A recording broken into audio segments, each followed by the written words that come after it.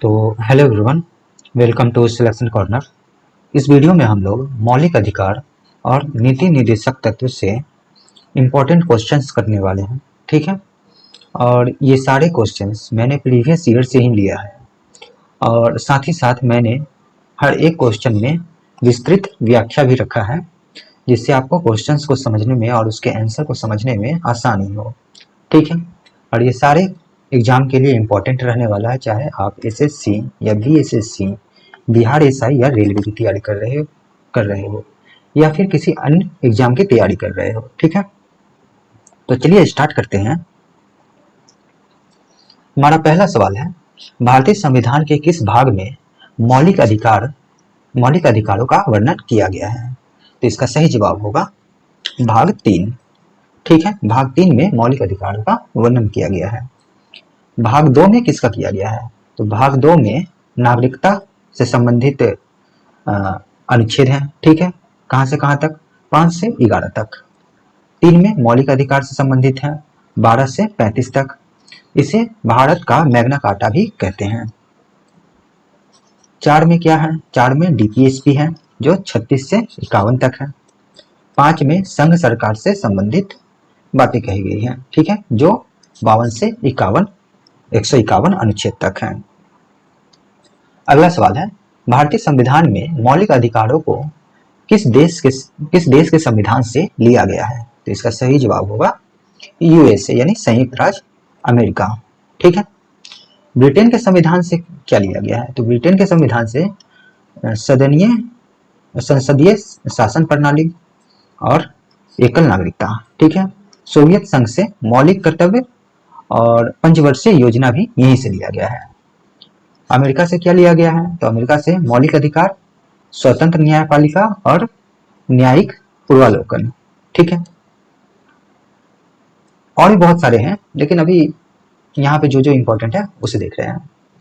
Australia से क्या लिया गया है? तो ऑस्ट्रेलिया से समवर्ती सूची और प्रस्तावना की भाषा। अच्छा, प्रस्तावना की भाषा तो यहाँ से लिया गया, लेकिन प्रस्तावना संविधान में एक प्रस्तावना हुआ, मतलब उसका प्रावधान कहाँ से लिया गया है? तो ये यूएसए से ही लिया गया है, लेकिन भाषा ऑस्ट्रेलिया से लिया गया है। ठीक है, अगला सवाल है, मूल संविधान में कुल कितने मौलिक अधिकार प्रदान किए गए थे? तो इसका सही जवाब होगा 7।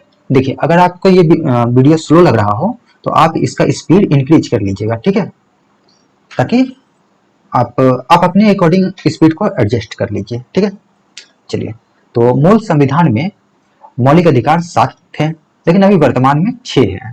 ठीक है, तो मूल संविधान में 7 अधिकार थे। क्या था?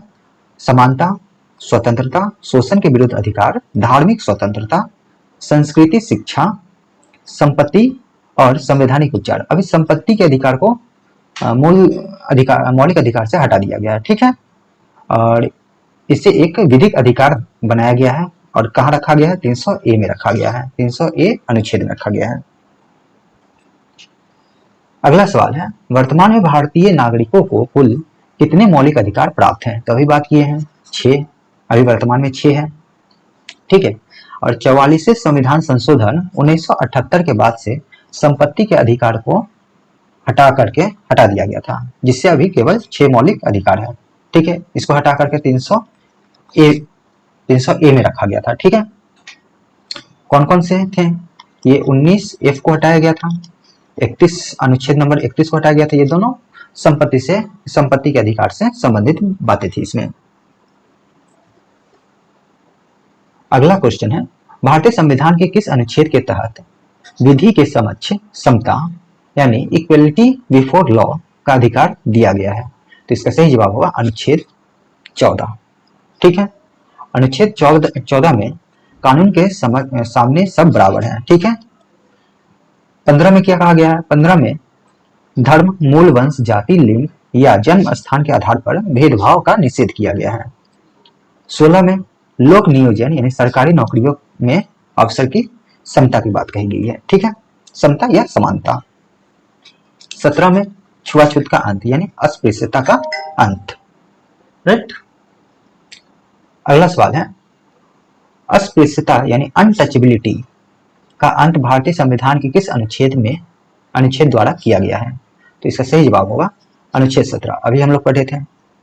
ठीक है, अच्छा देखिए, मैंने बार बार इस चीजों को रिपीट इसलिए किया है क्योंकि आप ये वीडियो खत्म होते होते आपका 80% कम से कम आपके दिमाग में चला जाए। ठीक है, और बाकी आप फिर से दो बार 3 बार रिवीजन कीजिएगा तो 95% 99% आपके दिमाग में रुक जाएगा बात। ठीक है, तो इसीलिए मैंने बार बार यहाँ पे लिखा है ताकि आपको याद हो जाए। देखिए, अनुच्छेद 15 सामाजिक समानता सुनिश्चित करता है। ठीक है, यानी जाति, धर्म, लिंग, इन सब चीजों पर भेदभाव नहीं होगा। अनुच्छेद 16 आरक्षण और रोजगार में समानता की बात कहती है।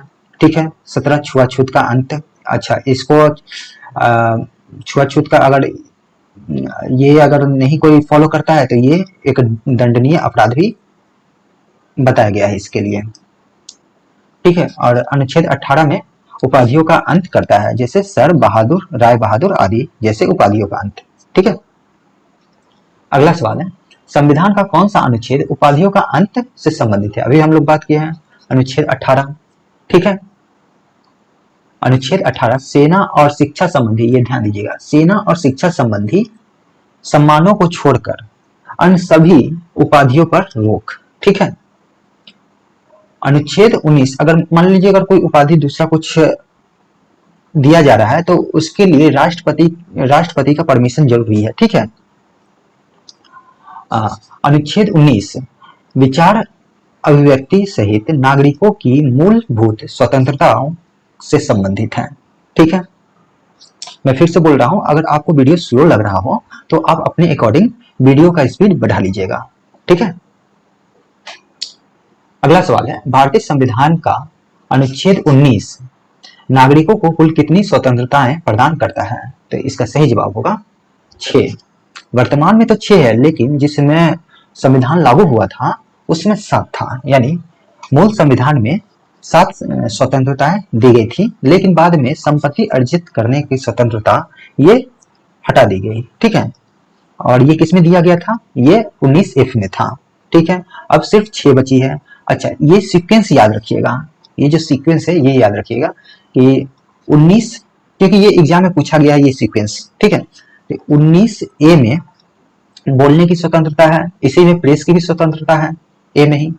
इकट्ठा, देश में आप कहीं भी इकट्ठा हो सकते हैं, ग्रुप में वगैरह, ये इकट्ठा कहीं भी हो सकते हैं। ठीक है, तो उसकी स्वतंत्रता दी गई है, ये 19, ये ए है, ये 19B में दिया गया है।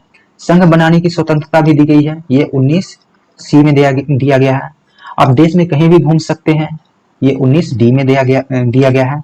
और देश में आप कहीं भी बस सकते हैं, ठीक है, कहीं भी रह सकते हैं, तो ये 19E में दिया गया है। और व्यापार, आप कोई भी व्यापार कर सकते हैं देश में, तो ये 19G में दिया गया है। ठीक है, और F वाला ये निरस्त कर दिया गया है। ठीक है, इसको हटा करके 300A में कर दिया गया है, अनुच्छेद 300A में। ये एक विधिक अधिकार है, तो ये सीक्वेंस याद रखिएगा। ए में 19A में क्या है? बोलने का अधिकार, बी में इकट्ठा होने का अधिकार, सी में संघ बनाने, डी में घूमने का अधिकार, ठीक है, आवागमन, कहीं भी आप जा सकते हैं, ई में बसने का अधिकार, और जी में व्यापार। ठीक है, ये सीक्वेंस याद रखना है। अगला सवाल है, प्रेस की स्वतंत्रता संविधान के किस अनुच्छेद में अंतर्निहित मानी जाती है? अभी अभी हम लोग बात किए हैं, 19A में है।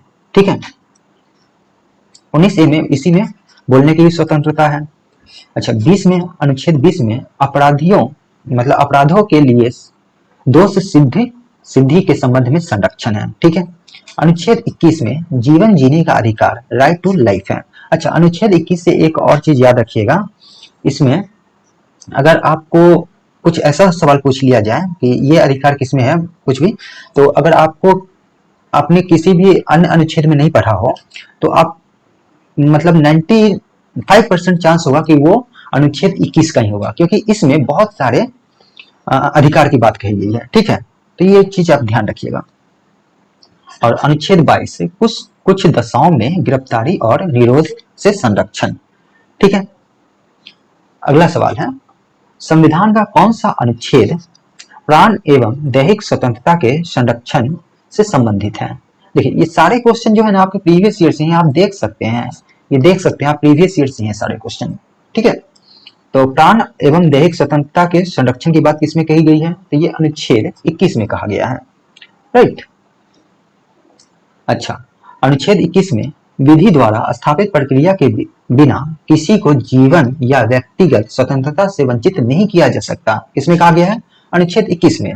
अच्छा, अनुच्छेद 20 में पहले भी बात की है, अभी एक बार फिर से देखिए। एक अपराध के लिए 2 बार सजा नहीं दी जा सकती है। ठीक है, मतलब अगर कोई आदमी एक अपराध कर रहा है तो उसको उसी अपराध के लिए 2 बार सजा नहीं मिलेगा, एक ही बार मिलेगा। ठीक है, और खुद के खिलाफ गवाही देने के लिए मजबूर नहीं करने की गारंटी देता है। मतलब वो अदालत में खुद के खिलाफ वो गवाही नहीं दे सकता है। ठीक है, अगला सवाल है, 86वें संविधान संशोधन 2002 द्वारा शिक्षा के अधिकार को किस अनुच्छेद के तहत मौलिक अधिकार बनाया गया? तो इसका सही जवाब होगा अनुच्छेद 21A। ठीक है, अनुच्छेद 21A क्या कहता है? 6 से 14 वर्ष के बच्चों के लिए मुफ्त और अनिवार्य शिक्षा। ठीक है, इसे राइट टू एजुकेशन भी कहते हैं। ठीक है, अच्छा, यही बात मौलिक कर्तव्य में भी कहा गया है। मौलिक कर्तव्य किसमें है? तो इसकी बात तो हम लोग आगे भी करेंगे। ये अनुच्छेद 51A में मौलिक कर्तव्य है, और मौलिक कर्तव्य के सब पार्ट में यानी 51A के में ये बात कहा गया है, यानी 11वां नंबर कर्तव्य यही है। 6 से 14 वर्ष के बच्चों को अनिवार्य शिक्षा किनके द्वारा? उनके माता पिता या उनके जो कैटेकर होंगे उनके द्वारा वो करवाना है उनको, वो उनका कर्तव्य होगा। ठीक है, आगे देखते हैं। शोषण के विरुद्ध अधिकार संविधान के किन अनुच्छेदों में वर्णित हैं? तो शोषण के विरुद्ध अधिकार ये 23-24 में दिया गया है। ठीक है, देख लीजिए। अनुच्छेद 14 से 18 समता या समानता का अधिकार का बात कहता है। 19 से 22 स्वतंत्रता का अधिकार का बात करता है। 23 से 24 शोषण के विरुद्ध अधिकार यानी मानव तस्करी, बंधुआ मजदूरी और बाल श्रम पर रोक। ठीक है, अनुच्छेद 25 से 28 धार्मिक स्वतंत्रता का अधिकार, इसका बात कहा गया है। ठीक है, अगला सवाल है, कारखानों आदि में बालकों के नियोजन पर प्रतिषेध किस अनुच्छेद के तहत किया गया है? बालक कौन? ये 14 वर्ष से कम आयु के बच्चे। ठीक है, तो ये कहा गया है अनुच्छेद 24 में। ठीक है, अनुच्छेद 24 में क्या कहा गया है? 14 वर्ष से कम उम्र के बच्चों को जोखिम भरे कामों जैसे खानों में लगाने पर रोक है। ठीक है, मतलब कोई भी जोखिम भरे काम 14 वर्ष से कम उम्र के बच्चों से नहीं कराया जा सकता है। ठीक है, अनुच्छेद 23 में क्या कहा गया है? मानव तस्करी और बेगार या जबरन श्रम नहीं कराया जा सकता, यानी बंधुआ मजदूरी वगैरह ये सब नहीं कराया जा सकता है, मानव तस्करी नहीं होगा। ठीक है, ये अनुच्छेद 23 में कहा गया है। अनुच्छेद 25 में क्या कहा गया है? तो अनुच्छेद 25 में ये धार्मिक स्वतंत्रता की बात कही गई है। मतलब आप भारत में आप कोई भी धर्म मान सकते हैं, उसका आप छूट है। ठीक है, उसका आचरण कर सकते हैं, प्रचार कर सकते हैं। ठीक है, और 26 में क्या कहा गया है? धार्मिक मामलों के प्रबंधन की स्वतंत्रता दी गई है। मतलब आप धार्मिक संस्थान वगैरह ये सब स्थापित कर सकते हैं। अगला सवाल है, धार्मिक स्वतंत्रता का अधिकार संविधान के किस अनुच्छेद समूह में है? तो इसका सही जवाब होगा, अभी हम लोग बात किए थे, अनुच्छेद 25 से 28। ठीक है, ये बार बार रिपीट हो रहा है इसलिए क्योंकि आपको याद ही हो जाए। जब ये वीडियो कंप्लीट होगा तो आप देखिएगा, आपको पूरा मतलब ना भी कम से कम 80 to 90% आपको याद हो जाएगा पूरा। ठीक है, तो ध्यान से देखिए, और मेरे आंसर करने से पहले आप लोग आंसर करने की कोशिश करिएगा। ठीक है, और लास्ट में कमेंट भी कीजिएगा कि आपका कितना सही हुआ है। ठीक है, देखिए अनुच्छेद 25 से 28 क्या कहता है? भारत एक धर्मनिरपेक्ष देश है, इसलिए यहाँ नागरिकों को धार्मिक स्वतंत्रता दी गई है। अनुच्छेद 29-30 क्या कहता है? ये संस्कृति और शिक्षा संबंधी अधिकार देता है। किनको? अल्पसंख्यकों को। ठीक है, ये मुख्यतः अल्पसंख्यक से संबंधित ही ये 2 अनुच्छेद हैं। अगला सवाल है, कौन सा अनुच्छेद अल्पसंख्यकों के हितों के संरक्षण से संबंधित है? हितों के संरक्षण, तो हितों के संरक्षण की बात अनुच्छेद 29 में कहा गया है।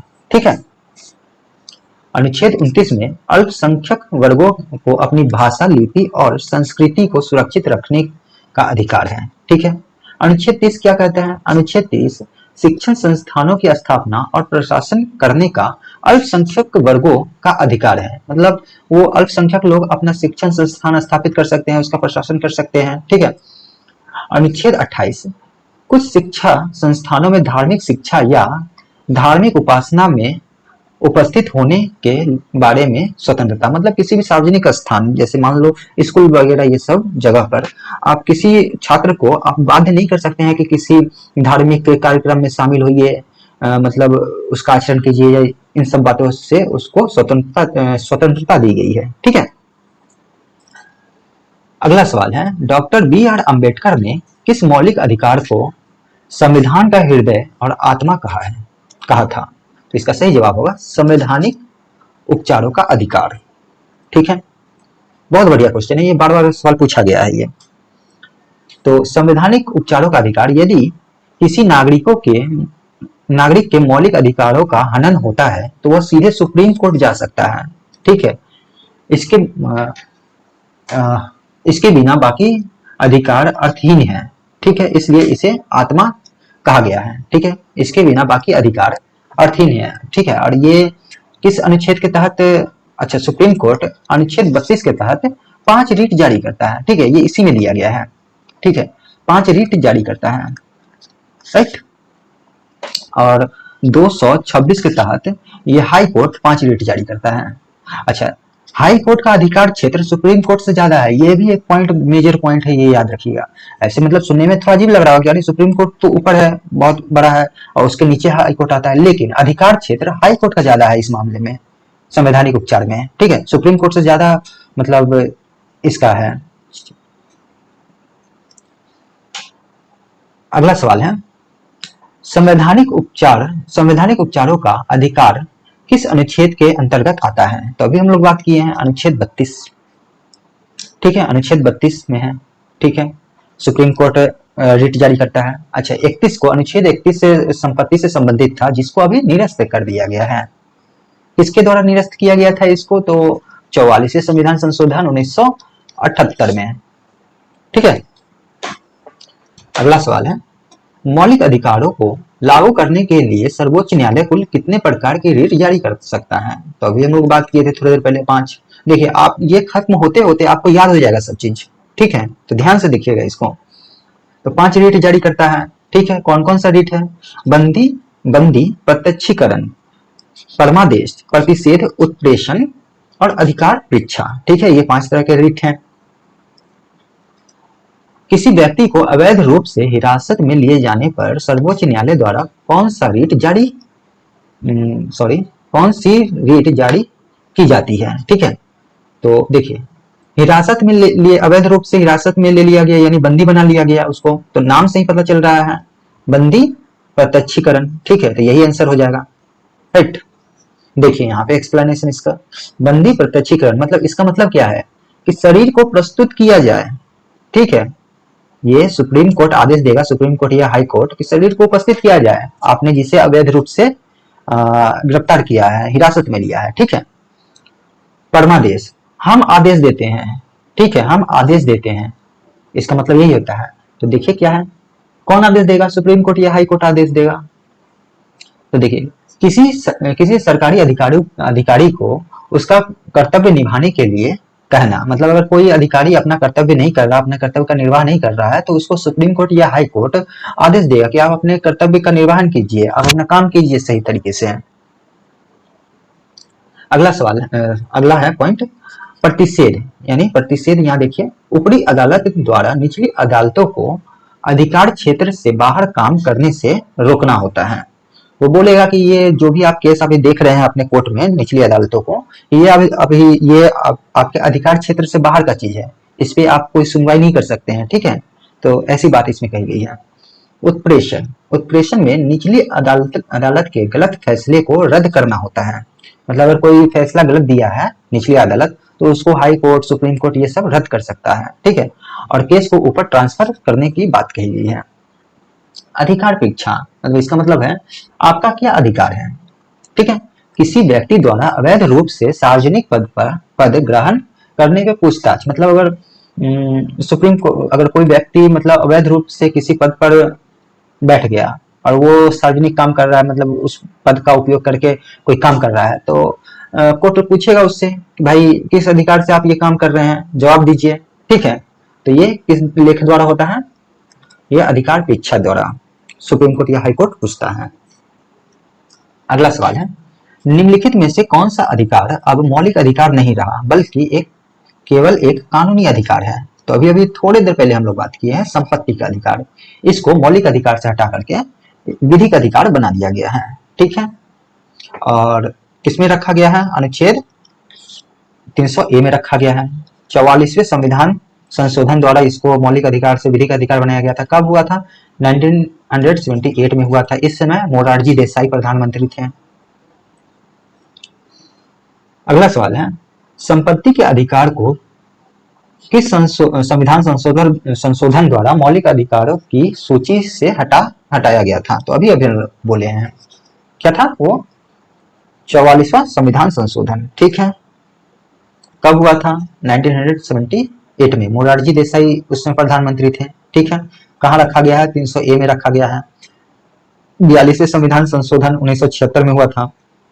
इसको मिनी संविधान कहते हैं। क्यों कहते हैं? क्योंकि इस 42वें संविधान संशोधन द्वारा संविधान में बहुत बहुत मेजर पॉइंट, बहुत सारा चीज चेंज हुआ था। ठीक है, इसी कारण से इसको मिनी संविधान भी कहा जाता है। ठीक है, अच्छा, इसी में एक और चीज भी जो किया गया था कि लोकसभा और विधानसभा का कार्यकाल जो था सो 5 वर्ष से बढ़ा करके 6 वर्ष कर दिया गया था।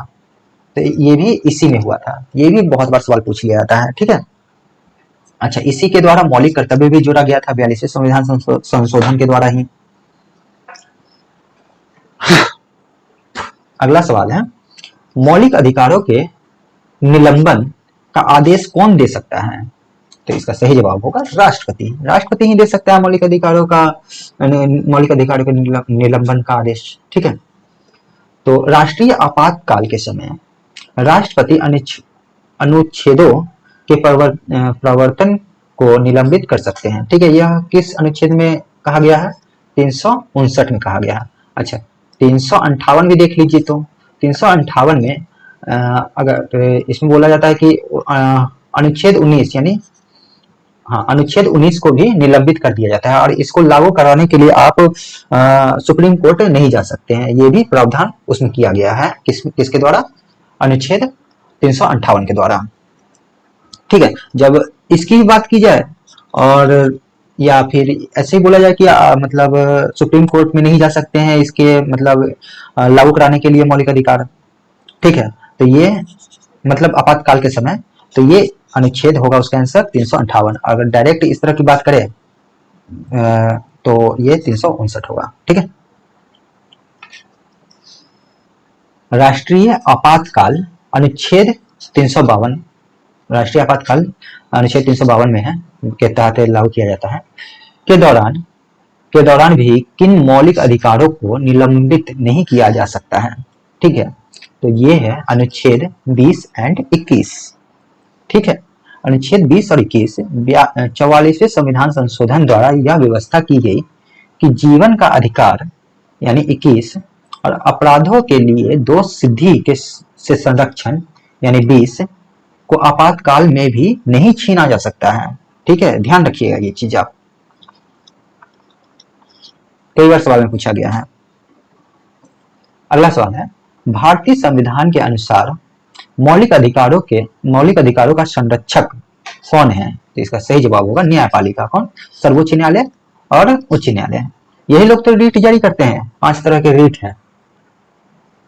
ठीक है, अनुच्छेद 32 के तहत सुप्रीम कोर्ट और अनुच्छेद 226 के तहत हाई कोर्ट मौलिक अधिकारों की रक्षा करते हैं। कैसे करते हैं? 5 तरह के रीट जारी करके। मौलिक अधिकारों के अंतर्गत कौन सा अनुच्छेद सीधे बच्चों के शोषण से संबंधित है? तो इसका सही जवाब होगा अनुच्छेद 24। ठीक है, तो अनुच्छेद 24 में सीधे बच्चों से संबंधित है। ये 14 वर्ष से कम आयु के बच्चों को किसी भी खतरनाक रोजगार में नहीं लगाया जा सकता है, जैसे कारखाना, खान वगैरह ये सब हो गया उसमें। ठीक है, और अनुच्छेद 23 के तहत इसमें वयस्कों और बच्चों दोनों से जबरन मजदूरी यानी बंधुआ मजदूरी वगैरह ये सब नहीं कराया जा सकता है। ठीक है, अगला अगला सवाल है, राज्य के नीति निर्देशक तत्व यानी डीपीएसपी का उल्लेख संविधान के किस भाग में किया गया है? तो इसका सही जवाब होगा भाग 4। ठीक है, भाग 4 में किया गया है डीपीएसपी का उल्लेख। ठीक है, और भाग 4 के ए में क्या किया गया है? मौलिक अधिकार का उल्लेख किया गया है। अगला सवाल है, भारतीय संविधान में राज्य के नीति निर्देशक तत्वों को किस देश के संविधान से ग्रहण किया गया है? तो डीपीएसपी किससे लिया गया है? तो ये आयरलैंड से लिया गया है। ठीक है, और आयरलैंड किससे लिया था? आयरलैंड ने इसे स्पेन के संविधान से लिया था। ठीक है, और भारत ने इसे आयरलैंड के संविधान से लिया। ठीक है, और दक्षिण अफ्रीका से क्या लिया गया है? तो दक्षिण अफ्रीका से संविधान संशोधन की प्रक्रिया लिया गया है। ठीक है, ये किस अनुच्छेद में है? 368 में है। ठीक है, और एक और चीज लिया गया है यहाँ से कि राज्यसभा में सीटों का जो आवंटन होता है वो जो प्रक्रिया है वो भी दक्षिण अफ्रीका से ही लिया गया। अच्छा, और वो राज्यसभा में सीटों का आवंटन जो होता है वो एक अनुसूची में भी दिया गया है। किस अनुसूची में है? तो वो 4th अनुसूची में है। ठीक है, ये भी ध्यान रखिएगा। अगला सवाल है, नीति निर्देशक तत्वों का मुख्य उद्देश्य भारत में किस प्रकार के राज्य की स्थापना करना है? तो इसका सही जवाब होगा कल्याणकारी राज्य। ठीक है, आगे देखिए, संविधान के किन अनुच्छेदों में राज्य के नीति निर्देशक तत्वों का वर्णन मिलता है? तो इसका सही जवाब होगा अनुच्छेद 36 से 51। ठीक है, अनुच्छेद 36 से 51 में डीपीएसपी का वर्णन है। अनुच्छेद 12 से 35 में मौलिक अधिकार है। अनुच्छेद 36 से 51 में डीपीएसपी यानी राज्य के नीति निर्देशक तत्व, और अनुच्छेद 51A में मौलिक कर्तव्य। ठीक है, और वर्तमान में कितने मौलिक कर्तव्य हैं? तो 11 मौलिक कर्तव्य हैं। ये भी ध्यान रखिएगा। जिस समय संविधान लागू हुआ था उस समय 10 था। सॉरी, संविधान लागू हुआ था उस समय तो नहीं था, 42वें संविधान संशोधन द्वारा 10 जोड़ा गया था। ठीक है, अगला सवाल है, क्या राज्य के नीति निर्देशक तत्व अदालतों द्वारा लागू कराए जा सकते हैं? तो नहीं, मौलिक अधिकार कराया जा सकता है, डीपीएसपी नहीं कराया जा सकता है अदालतों द्वारा लागू। ठीक है, आगे देखिए, संविधान का कौन सा अनुच्छेद ग्राम पंचायतों के संगठन से संबंधित है? तो इसका सही जवाब होगा अनुच्छेद 40। ठीक है, अनुच्छेद 40 गांधीवादी विचारधारा पर आधारित राज्य को ग्राम पंचायत के गठन का निर्देश देता है। ठीक है, और 41 में क्या कहा गया है? कुछ दशाओं में काम, शिक्षा और लोक सहायता पाने का अधिकार है। राइट, आगे देखिए, समान न्याय और मुफ्त कानूनी सहायता का प्रावधान किस अनुच्छेद में है? तो इसका सही जवाब होगा अनुच्छेद 39A। ठीक है, अनुच्छेद 39A में क्या कहा गया है? देखिए, गरीबों को मुफ्त वकील कानूनी मदद देने के लिए 42वें संशोधन द्वारा अनुच्छेद 39A जोड़ा गया था। ठीक है, इसके तहत नालसा काम करता है। ये भी पॉइंट याद रखिएगा। नागरिकों के लिए समान नागरिक संहिता यानी यूनिफॉर्म सिविल कोड यूसीसी का उल्लेख किस अनुच्छेद में है? तो ये अनुच्छेद 44 में है। ठीक है, बहुत मतलब ये अनुच्छेद और ये यूसीसी बहुत न्यूज में रहता है आजकल। ठीक है, अनुच्छेद 44 पूरे देश में सभी धर्मों के लिए विवाह, तलाक और उत्तराधिकार का एक समान कानून यानी यूसीसी लागू करने का निर्देश है। ठीक है, अच्छा, वर्तमान में अभी उत्तराखंड में लागू है, गुजरात में है, ठीक है, और असम में ये बिल पास किया गया था कुछ टाइम पहले, और गोवा में ये आजादी से पहले ही यहाँ पे यूसीसी लागू है। आगे देखिए, अच्छा, मध्य प्रदेश में भी ये कानून मतलब ये यूसीसी विधानसभा में वहां पर पेश किया गया है, तो शायद हो सके तो आने वाले टाइम में वहां भी लागू हो जाए। किस अनुच्छेद के तहत राज्य को 6 वर्ष से कम आयु के बच्चों की देखभाल और शिक्षा का प्रयास करने का निर्देश दिया गया है? ठीक है, तो इसका सही जवाब होगा अनुच्छेद 45।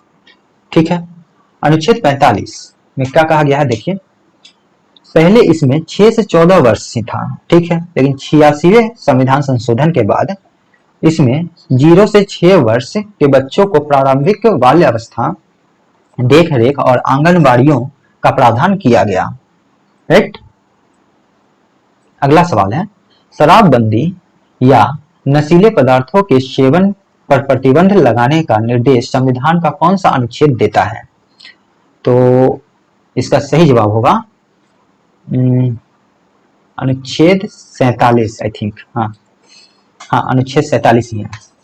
अनुच्छेद 47 क्या कहता है?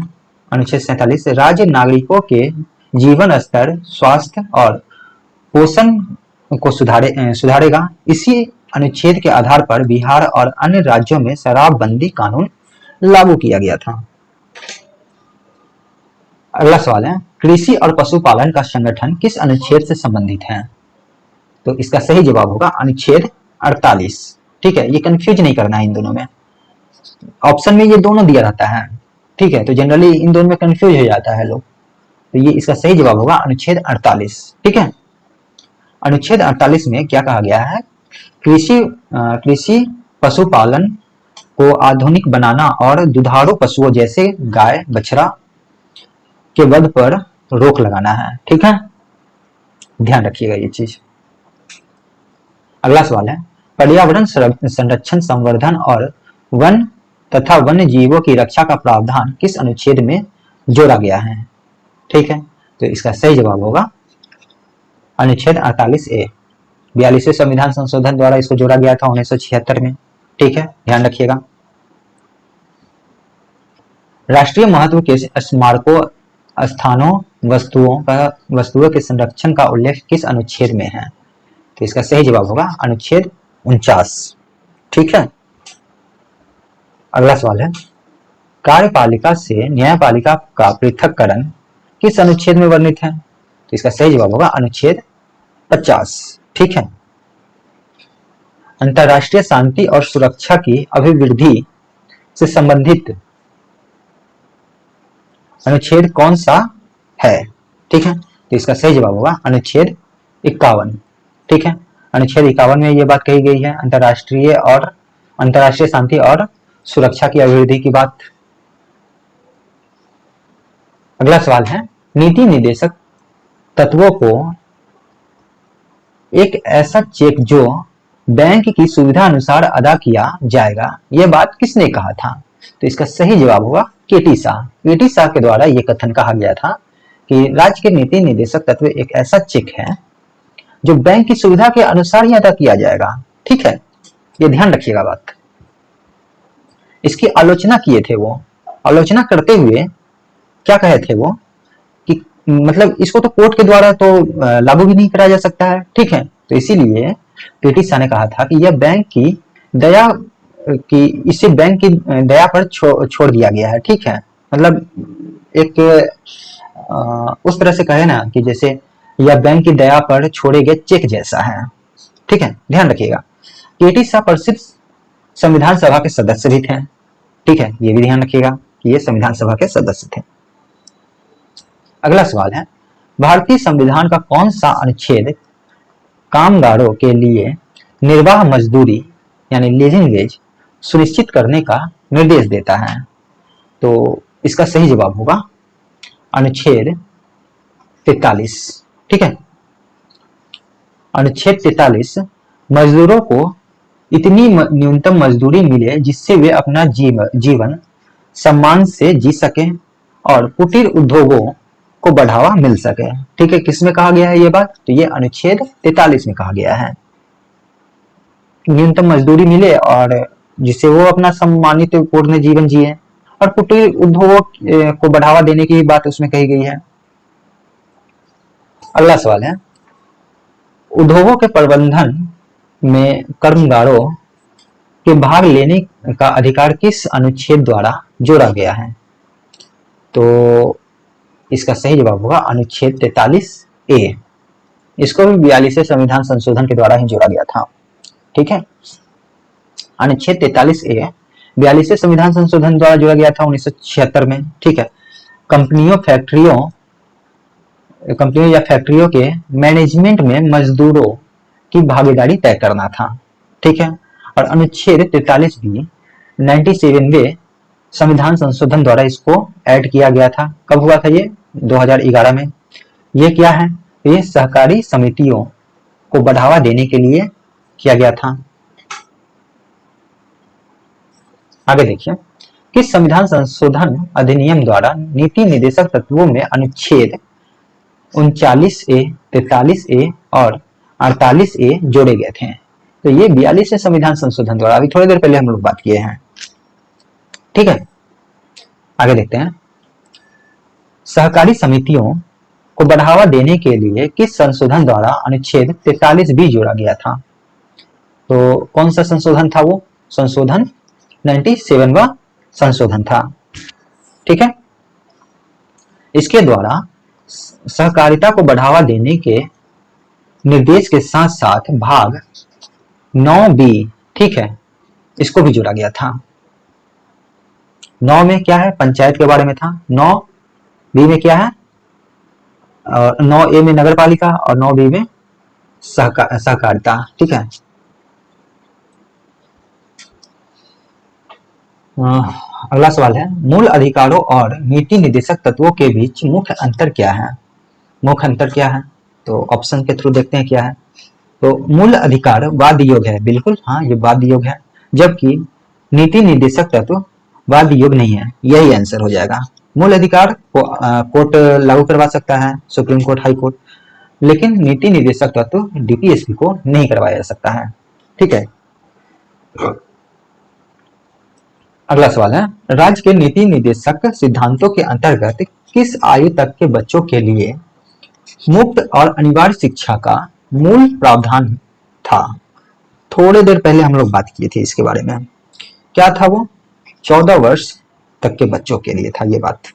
ठीक है, 14 वर्ष तक के बच्चों के लिए था। ठीक है, 45वां अनुच्छेद में ये बात कहा गया था, लेकिन 2002 में 86वां संशोधन हुआ। ठीक है, जिसको यहाँ से अपडेट करके मौलिक अधिकार 21A बना दिया गया था इसको।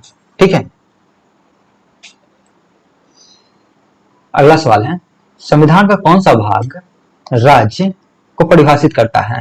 ठीक है, और यह परिभाषा भारत भाग 3 और भाग 4 दोनों के लिए समान है। ठीक है, तो इसका सही जवाब होगा अनुच्छेद 12 और अनुच्छेद 36। ठीक है, अनुच्छेद 12 भाग 3 के लिए और अनुच्छेद 36 भाग 4 के लिए दोनों स्पष्ट करते हैं कि राज्य मतलब केंद्र सरकार, संसद, राज्य सरकारें, विधानसभाएं और स्थानीय प्राधिकरण जैसे नगरपालिका, पंचायत हैं। ठीक है, ये बात मतलब आप ऐसे याद रखेंगे, मतलब स्टेट को परिभाषित कौन करता है? सीधी सी बात, तो 12 और 36 करता है। ठीक है, बस ध्यान रखिए ये बात। अगला सवाल है, नीति निर्देशक तत्वों के अंतर्गत समान कार्य के लिए समान वेतन संविधान में कहाँ सुनिश्चित किया गया है? तो इसका सही जवाब होगा राज्य के नीति निर्देशक सिद्धांतों में। ठीक है, और कौन सा अनुच्छेद है? 39D। ठीक है, इसमें यह व्यवस्था की गई है कि पुरुषों और महिलाओं दोनों को समान कार्य के लिए समान वेतन मिलना चाहिए। ठीक है, अच्छा, सुप्रीम कोर्ट ने इसे कई फैसलों में महत्वपूर्ण आधार भी माना है। तो बहुत इंपॉर्टेंट पॉइंट है ये याद रखिए, ये अनुच्छेद याद रखिएगा, समान कार्य के लिए समान वेतन। ठीक है, तो ये 39D में है। भारतीय संविधान के अंतर्गत कल्याणकारी राज्य की अवधारणा निम्नलिखित में से किस अनुच्छेद में विशेष रूप से वर्णित है? तो इसका सही जवाब होगा अनुच्छेद 38।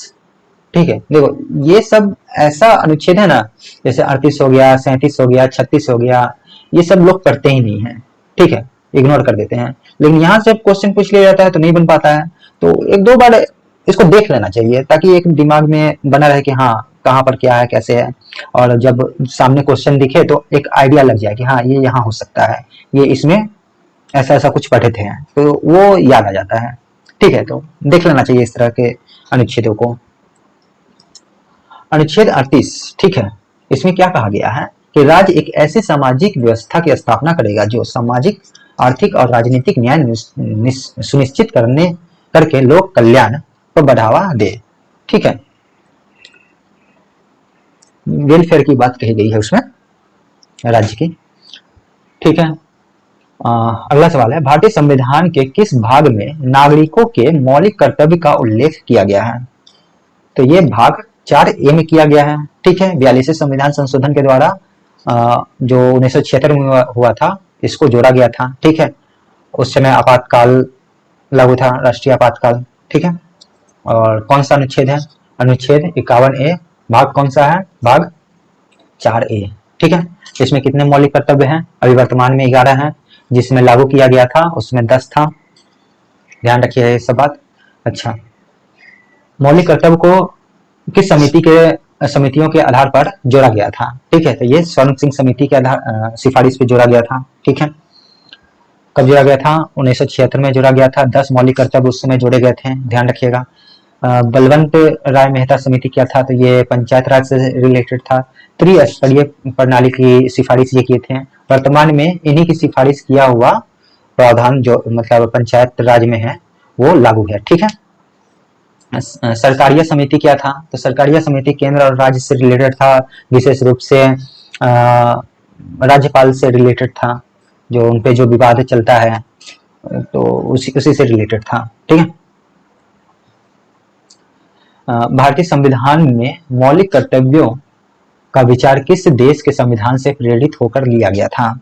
तो मौलिक कर्तव्य का विचार सोवियत संघ से लिया गया था। ठीक है, पूर्व सोवियत संघ यूएसएसआर, वर्तमान का रसिया, रूस।